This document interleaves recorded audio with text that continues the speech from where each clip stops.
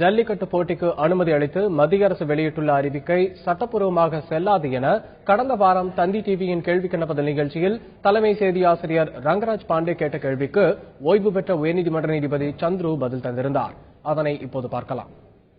ஜல்லிக்கட்டுக்கு மத்திய அரசு ஒரு அறிவிக்கை கொடுத்திருக்காங்க. ஏற்கனவே இருந்த இதுலயே ஒரு சின்ன விளக்கம் கொடுத்துட்டு அந்த 6 பட்டியல் கரடி, குரங்கு, சிங்கம், சிறுத்தை, புலி, அதே மாதிரி காளைகள் அப்படிங்கிற காட்சிப்படுத்தக்கூடாத பட்டியல் அப்படியே இருக்குது.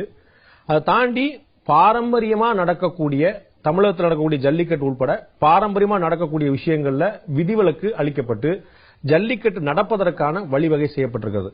இந்த அறிவிக்கையில் சட்ட சிக்கல் எதுவும் எழ வாய்ப்பு இருக்கிறதா? ஒன்னு இந்த அறிவிக்கை வெளியிட்டது மத்திய அரசாங்கத்துக்கு சட்டத்து மேல அதிகமான நம்பிக்கை இல்லைங்கிறத காட்டுது. ஏன்னா இந்தியாவுடைய தலைமை சட்ட வல்லுநர் அட்டார்னி ஜெனரல் முகுல் ரோத்தகியுடைய கருத்து கேட்டாங்க. அவர் என்ன சொன்னார்னா, நீங்க அவசர சட்டம் எல்லாம் கொடுக்க முடியாது, பாராளுமன்றத்தில் இந்த விலங்குகள் சித்திரவதை பண்ற கொடுமைப்படுத்துற சட்டத்துக்கு திருத்தம் தனியா கொண்டு விவாதிச்சு ஒரு சட்டம் கொண்டு வந்தாதான் அதை பத்தி நம்ம மேற்கொண்டு நடவடிக்கை எடுக்க முடியும். இப்ப கொண்டு வரப்பட்டது அவசர சட்டம் கிடையாது. இது அவசரமே சட்டமே இல்லை, இது சட்டமே இல்லை.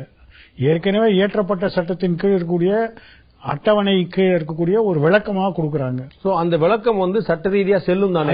அது நிச்சயமா செல்லாது. உங்களுடைய நீதித்துறை அனுபவத்தின் அடிப்படையில் மத்திய அரசு கொடுத்திருக்கக்கூடிய இந்த ஜல்லிக்கட்டு அறிவிக்கைக்கு தடை கொடுப்பதற்கான முகாந்திரம் இருக்கு நீங்க நினைக்கிறீங்க? ஏன்னா ஏற்கனவே உச்சநீதிமன்றம் கொடுத்த தீர்ப்பு, அந்த விலங்குகள் நல வாரியம் தொகுத்த வழக்குல கொடுத்த தீர்ப்பை தீவிரமா படிச்சா இந்த உத்தரவு ஒரு 5 நிமிஷம் கூட நிக்காதுங்கிறது என்னுடைய